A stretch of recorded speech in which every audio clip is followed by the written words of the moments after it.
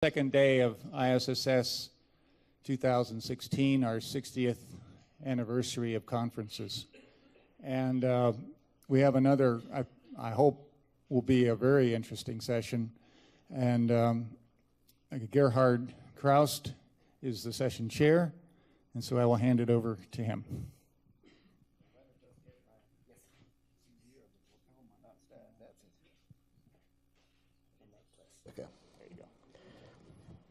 Well, ladies and gentlemen, let me also welcome you on this session. It's on disaster. I hope it will not be a disaster in itself, but we want to talk about that.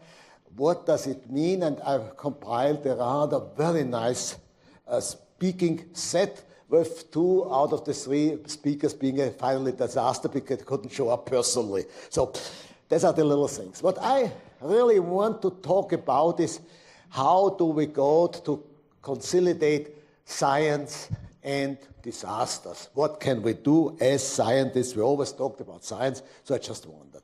Well, disasters are everywhere, you know that. You know also we have to manage it, we have to do something about, and we know they will always happen.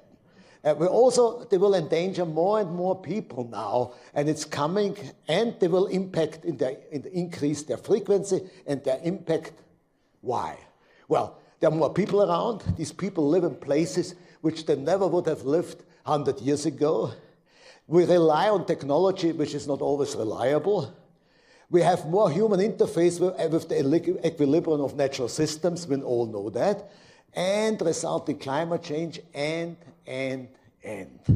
Okay, and then there's another thing to it which I bring strongly.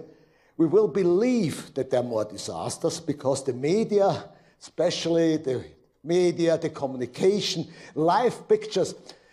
You know, you heard about Munich, the coup there, the 9 dead. I was informed here in the States within 2 hours.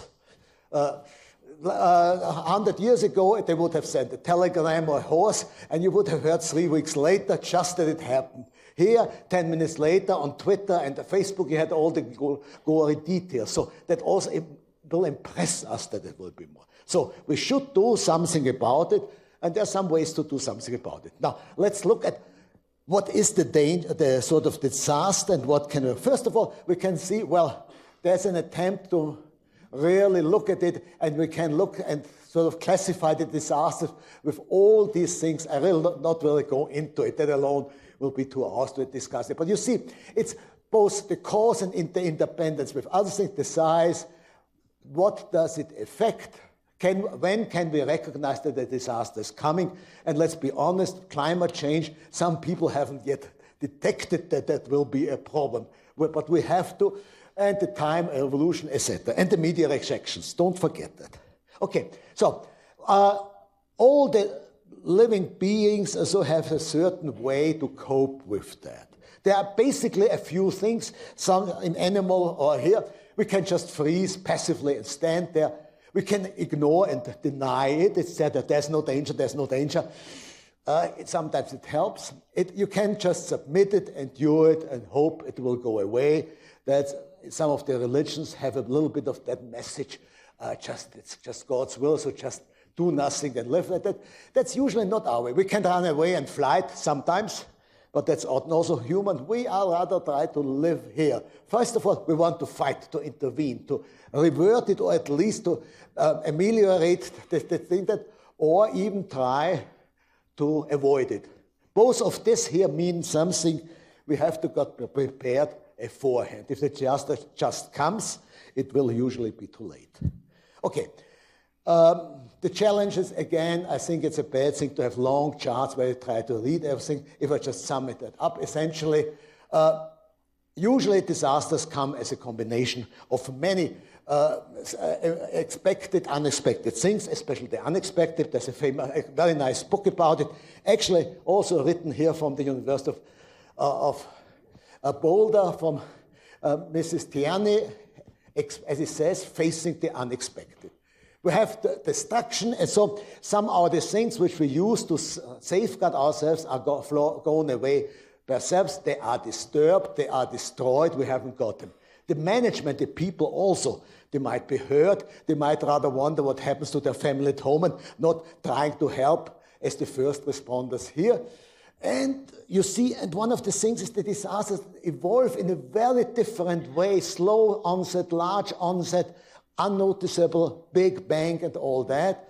And it's very difficult really to estimate the size of the disaster. I saw a very interesting television set on the Bay Bridge, the new one. It's great.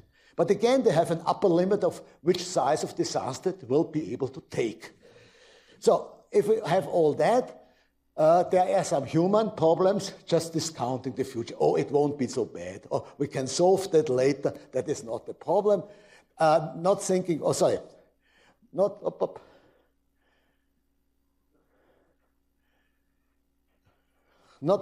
thinking that there's a few things which you call black swans and that. Then human short-sightedness, obviously, that you have noticed there. And then the unwillingness of politicians to really invest big in things like that, because they invest and they will be not re-elected next time, and what's the use of it to some extent, and we'll lack holistic thinking. If we look at the phases, and that will now already link to what really we have got here in this planner is, I see that we have essentially 5 phases. It's the very general anticipation. There will a disaster come, we try to prepare for it. Then the one we have already a real warning and a real belief, we are alerted to that. Still, we might hope that it finally doesn't realize, but we better do something about that. The actual incident, if it is a bank incident, or at the point where it really starts, then we have to immediately do some response to save people, save lives, fix things. What we in software, I'm coming out of software, sometimes called quick and dirty, but it's necessary. And then we have the very long restoration phase. Parallel to that phase, we also do some post-mortem analysis and recommendations, and that goes feed because then, as we see, after the disaster is before the disaster. One of the things we want to stress here a little bit, and that's part of the title we got, is science during crisis. And there are 2 legs on which we stand, but I will talk about that. One of the things is here, at least collecting data at the science, because it will help later for all these phases. Yeah, there I have just wrote it down again. You see there's the action. Can we go back to normal and that? What I wanted to point out without going too much detail, many disasters have the very unfortunate, consequence that they trigger secondary disasters. And some of the secondary disasters, unfortunately, are much worse than the first one. And a perfect example for me is the tsunami in Fukushima. The tsunami came and damaged the atomic plant, but it also swept away all the protective gear of the people. So the personnel had a delay until they could get new equipment to go in there, and in the meantime it got worse. Perhaps if they would have been able to go there immediately, perhaps, we don't know, it might be not that bad. You see, these are the secondary disasters really good. We have to think about that. Yeah, as I say, facing the unexpected before, then having during the real time it's coming, we should not occur again after disaster, and do the mortem. Some of the examples you have seen, they were in the news, some of them are rather new. It's the new Bay Bridge, where really this was it. Then flood control, and we have a speaker here, then he will tell us what they are doing about understanding the flood and what they're against it.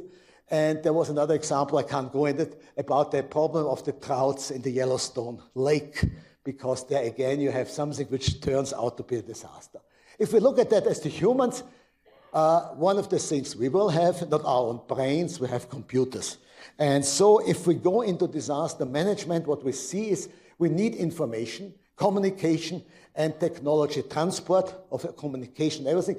And we have material equipment, but all of that has to support the humans, and that is important. I think one of the, as a computer scientist coming out, that is one of the legs. That's especially the logistics, the second life. And if we have that in order, we have a little bit better chance to manage and to cope with disasters. Yeah, if we look at that, one of the things which sometimes seems a little bit to forget, and excuse me, I'm not a system scientist originally. I'm a hardcore computer scientist at that point. one of the things we have to consider is that we have the computer and we have processes. We actually want also to understand what to do in the case of a disaster. Typically, first responders, fire brigades, etc. They just cannot run there and do it. They need an elaborate, elaborate process management. And this is very important because, first of all, having a defined process has several importance. It is helpful because it's teachable. Now suddenly you don't with disasters it's difficult to have on the spot training. That's a little bit an odd thing. So you want to simulate them, you want to teach them. That means that you can abstract from the things which happen outside or will happen outside to what you can teach the people. All of them, all the science, all the university, all is just changing implicit knowledge to explicit and explain it to the students. They have never touched it themselves. So that's the important thing. We can teach it. We have from the implicit to the explicit. If we write it down, we also have a repository of best practices. An example of process management you all know, without knowing it probably, is your grandmother's cookbook. It's a selection of processes, how to produce, I don't know what, a cake, a pizza, or whatever you have here.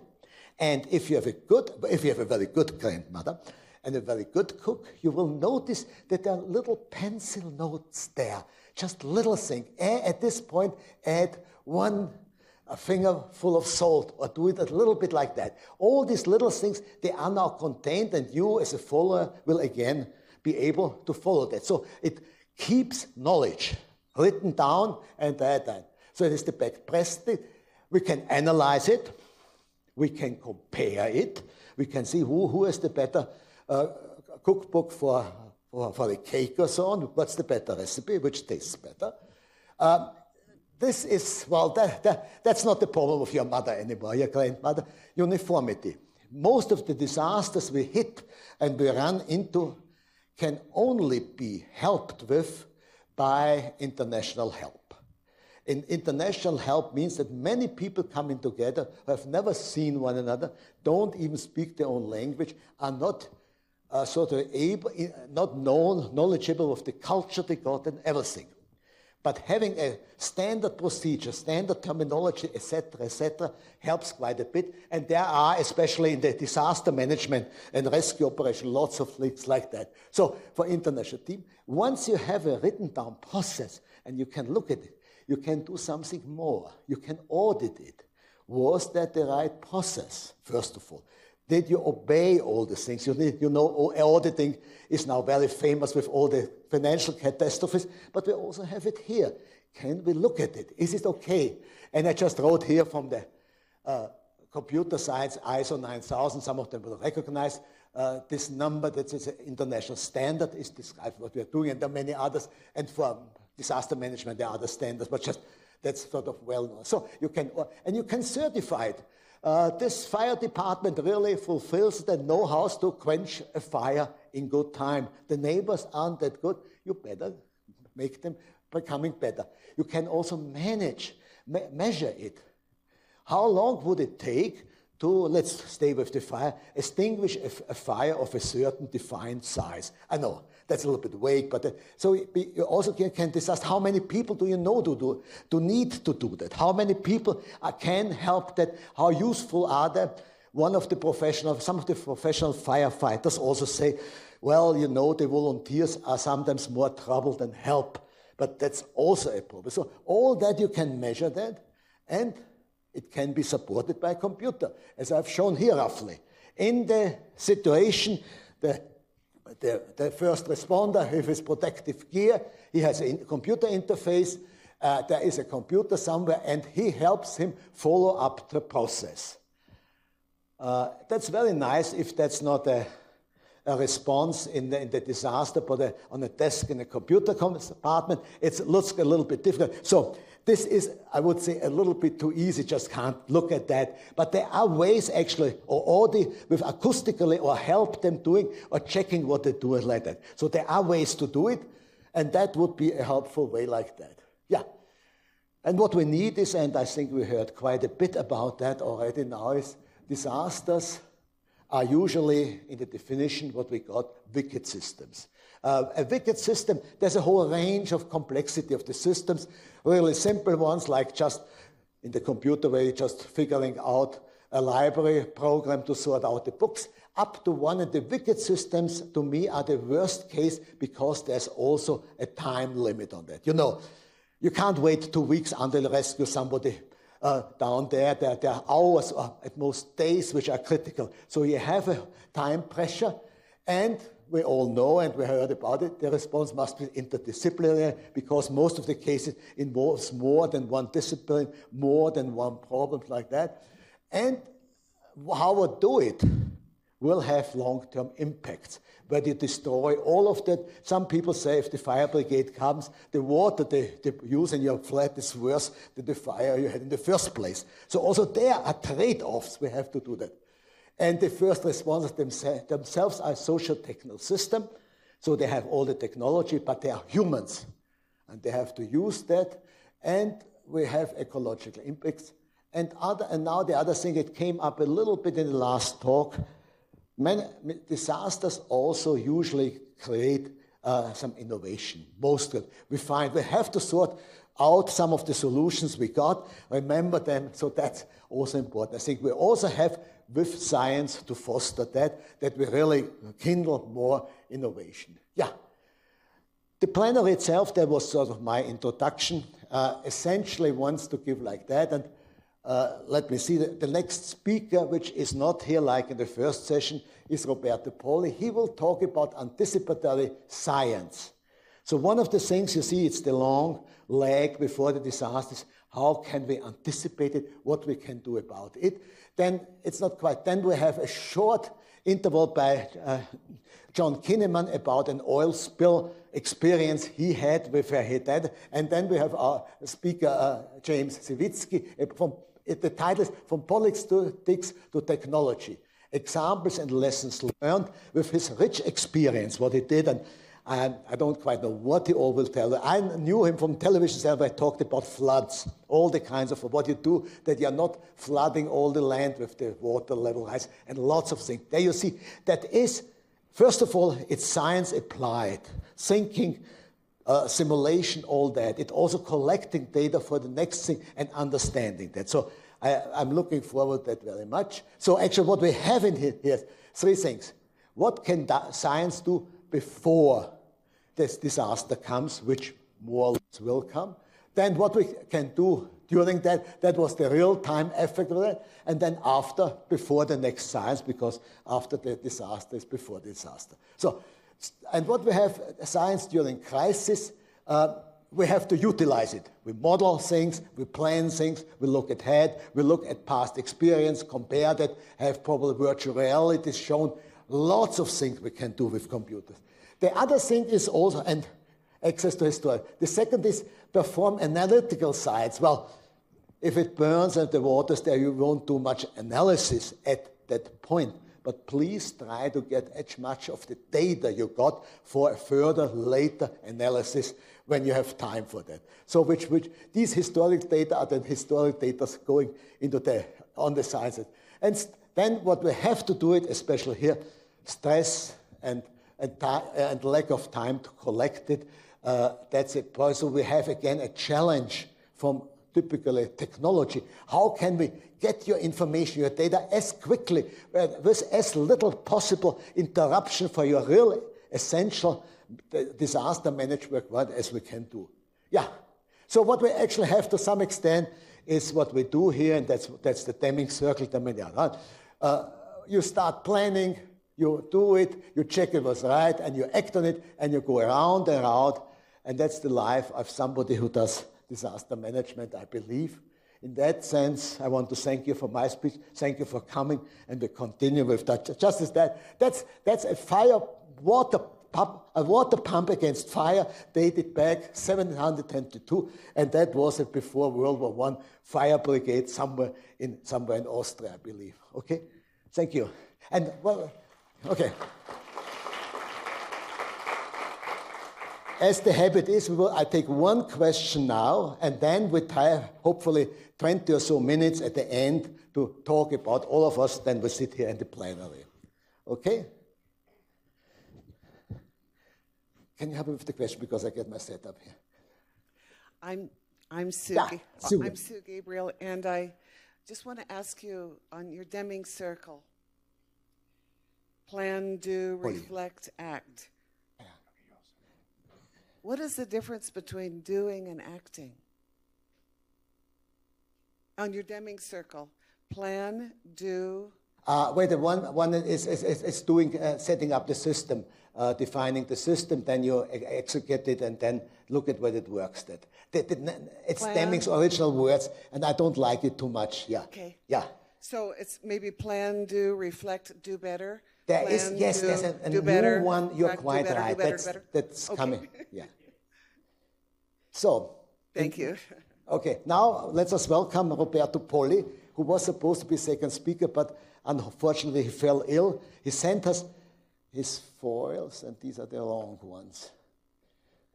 I apologize for technology. I switched last week to Windows 10, and, well, it's not a disaster, but it's a tough thing.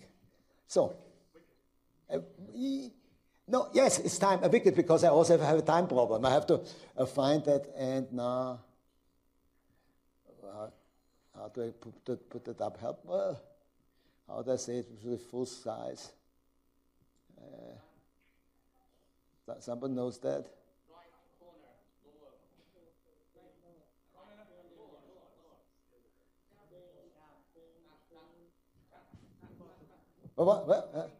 Do it, please. You see something? I think is it this? No. Roberto Polli is a scientist. He is now the UNESCO chair of anticipatory systems in Trient in Italy. Before that, I understood he was in the States and many places where he had responsible things, and he has written quite a number of papers. So, well, just to remind my history, he lives now in Trento, and there is a comparison to the then. There was a convention there in 1540 to 1603. They had a little bit more time than we had. And it was presided by 3 popes because it took so long. And it was the famous Tridentinum. It was the reaction of the Catholic Church to the Reformation. And there it took them a long time to sort that out, as you can see. And now Polli sort of said a comparison. He said, there were just cardinals. Now we have scholars here also sorting out problems. They had an 18-year meeting. Ours is, well, 4 days, I would say, like that. They talk about a big split of the Catholic Church. Can we bring it together? What shall we do? We are actually starting a sort of unification, and I hope it will be more successful than the Council of Trient, because the split is still there. We have the Protestants, we have the Catholics, and that. Yeah, and it was a super structure, a super organization in crisis. We don't have the super discipline, but we have the crisis. So we have to do that, yes. So there are his definition. What is it? No systematic comparison exists, he says. There are some ideas what it should be, but we don't really know it. There are lots of books on that. I even lists the books and so that. And we have very different. The only thing is that we do know now something which actually affects and reflects with the future. A long text which I will not. We hopes that it has new scientific perspectives, and anticipation is increasingly at the heart of urgent contemporary debates on climate change. So, we have to think what the future will be, what it will be becoming of. Well, there are some questions about anticipation we should, hopefully could answer. Not me, I'm not really in that field, I'm just reporting what he says. Well, first of all, where does anticipation occur, behavior in our life? Everywhere. We'll find out. We just do it without knowing it and without even had this fantastic scientific name about it, but it's still there. There's different types, some of them we can distinguish. Which properties of an environment change the pertinence of different types for anticipation. If your environments change, the type of anticipation you need will be there. He brings the example, I think, on the next foil about anticipation. The weather forecast is not anticipation. That's prediction, hopefully. But if you take an umbrella along, then you anticipate the result of the forecast which you heard. Which structures are there, which behavior do we need, and how can we model it? Yeah. The starting point, the future is coming back to the research agenda, reorientation of the research agenda from understanding what is to understand what it is to become, what will be the next day, and from a primary past, or, well, you know, the Viennese always are said, we look with very much confidence into our past. So that's one of the things we say about, and that's somehow true. So we have to look in the future. And a problem, no awareness of future studies, a field that has been working, he said, for 60 years. It's not really as effective. So there is sort of the anticipation, what we got. He distinguishes between anticipation, forecast, foresight, prospection, and potential. And the technical terms seem not to be here. That was very interesting, his paper said. He talked about two things, about possible futures. And he makes a distinction between the possible futures we consider now and based on our sort of level of understanding about our way we're thinking. And then he talks about futures which we want to, how do they reflect to change the present things and what we're doing here. I think that's just one of the big messages he really has. So the other things, you know, are forecast, time series, analysis. If you just extrapolate what we had now, and you know this doesn't go there for all the time, then we have some prediction what we get. Foresight includes the passage from science to action, actually doing something about it. Climate, it goes up like that, so we are invited to do something like that. Yeah, and the new future studies, foresight proper, he says, an analytic exploration of possible future, building of qualitative models. What are the models we can do? And I guess with James we'll see a few of models, what we want to do and like that. And anticipation, the use of the models up here, both qualitative and quantitative, in action. Transform the models into strategy and decisions, hopefully. So there you have it again, forecast, there's the correlation, foresight, looking at it, and anticipation is what we do with it, what we expect the future to be. Forecast, that's where their computer science, statistics, and all that modeling, simulation come in quite heavily. And as it said here, it's past-oriented. A way of conquering the future from the past, extrapolated. We all know that is only of limited value. 15 forecasting. So some things never to be forgotten. The trends can deflect. So with the forecast, you might be wrong, but things change. Lots of things change, are very often in unexpected way. They may vanish. Some the requirements or also the assumption might just go away and is completely simple. And new trends might arise. And there are surprises and novelties. With that's a good point. I want to insert something on my own thinking about. I have a little problem developed with the problem with the term sustainability. If I ask you how your partnership is with your partner, and you say it's sustainable, it is not a very good answer, I must say. So I think we want more. Sustainability is the basis because we keep it, but we need more. We want some fun, innovation, new things like that. Also offered the rural agriculture. We did not just sustain what we got. What we did is we invented new things by chance, by thinking and so on. Because remember, in I think 1900, 95% of the population were just in agriculture. Something of that order. Now it's, I think, in the United States, it's 3% of the population works still in agriculture, feeding all of us and more of that. So that makes a big difference. So also for agriculture, we have to get to new things. The first cob corn was a little thing like that, and it had one single corn on it. And only just by modifying and combining all that, you have these beautiful corn cobs and everything like that. So you see, we have to do new things and invent new things, but that is probably what we need. Foresight, you see, is from the present to the future, and normative from the future to the present, looking back.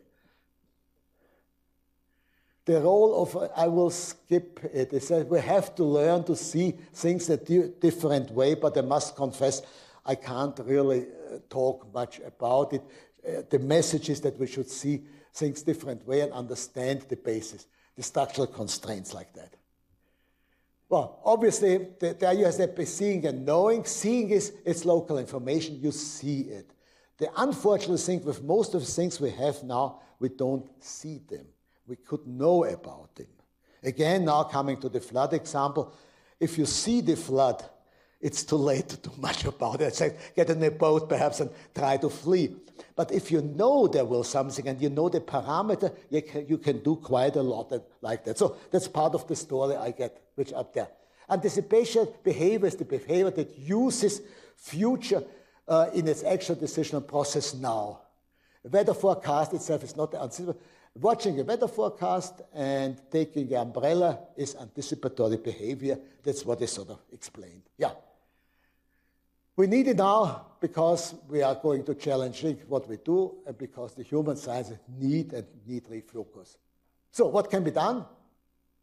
We will allow to talk about the future. That's one of the things which are happening here, I guess. It gives us permission to talk about our future, to insert the future. Well, inserting is perhaps not the right word, sort of implementing and changing our present things in view of the future we want. Yeah. Anticipation is widespread phenomenon present in and characteristic all types of realities, which we got. A proper understanding of anticipative requires the adoption of an innovative conceptual framework. That's it, what we really have to do and what we should do about it. Okay, thank you. In the name of Roberto Poli, that was his message he wanted to give us. Thank you.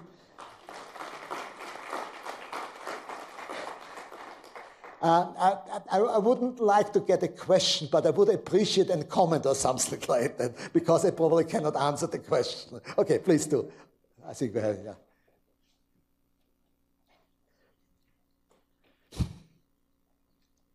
You get yours, yeah. Thank you, Gerhard. Kipper Morgan, University of Auckland.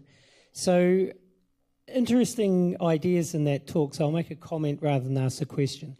Yeah. So computer systems, removing the relevance of the local perhaps. International teams, likewise removing the relevance of the local. And so the suggestion that anticipation is the way that we should be thinking in the future. Now the counterpoint to that, because there's an assumption of the universality of knowledge. So there's a counterpoint to this. The counterpoint is in my personal experience, and that of my brother, who's a fire station officer in Sydney, my sister, who's a paramedic in Sydney. These people respond to disasters all the time. Yeah. Perhaps not on the same scale, but I don't personally believe that computers can assimilate all of the information in a lot of disaster contexts, because somebody has to put the information in. And because of the time-critical nature of the decision, the person putting the information in is the one already making the decision. So that's a issue. Now, I don't deny that having the information available on site would be useful, but these people are already trained from past experience to be specialists in that regard. Now, I'm going to move from that to anticipatory knowledge in indigenous systems.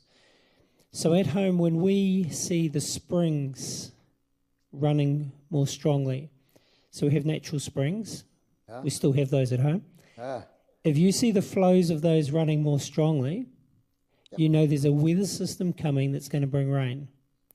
And what's happening is Mother Earth is preparing herself to accommodate an increase in the water system that's coming. Well, okay. Somehow you challenge now my sort of expertise as a computer scientist. Computers can do a lot. You're fully right. All what the computers somehow can do is it depends on the input, but they can sort of manage and correlate inputs in a way we with our brains never could, because not that fast, I don't have the capacity. That's one thing. Secondly, the computers always will be sort of the ground level, the infrastructure, the structure on which to build the human things. If you free the people of thinking from the menial technical things, they might be more free to them. You're also quite right that the process, what I described as a process, is only part of the story. The implementation of the different steps is up to the humans again. But I give you a few examples which you can find of that. If the fire brigades come, many of them, please, and now they start rescuing the people. Don't put the people down there in the valley, put them up. It's much more difficult to carry them up. But because then the fire brigade starts watering the cistern against the fire and they drown all the people down there. So there are little things you get out of experience, but you can put some of these ideas also in the computer program or in the teaching program. There's always more to that. I fully agree with you. We'll never cover it all. I think that's a partial answer. So then the point that we're agreeing on is that the need to generalize information, which is the basis of computer-based anticipatory work, it's actually counterproductive. So, yeah. My point was that if we take this to a level of universality, then we lose the detail that's critically important. I think the last three words were very important. We should not lose the important details. We should lose the unimportant details. And to some extent, the question is what's important and not. And I just give you an example of my marriage. It's more than sustainable. Let's put it like that. Actually, it's different. My wife decides the big things, whether Obama was a good president, whether Trump should be president or not, things like that. I decide a little bit what we do there, spend the money and how we handle the money. So it's a division. What's more important? Both of them are. And that's also here with all the abstract things. We always, in abstraction, we always lose details. Some of them we don't need, some of them. The color of the fire brigade engine, well, I would say it's not necessarily. Some countries have blue or green ones, and if you don't recognize that's a fire brigade engine, you might have a problem again. So see, even these things, and then you come into cultural differences, and then it's widely open. So, but I think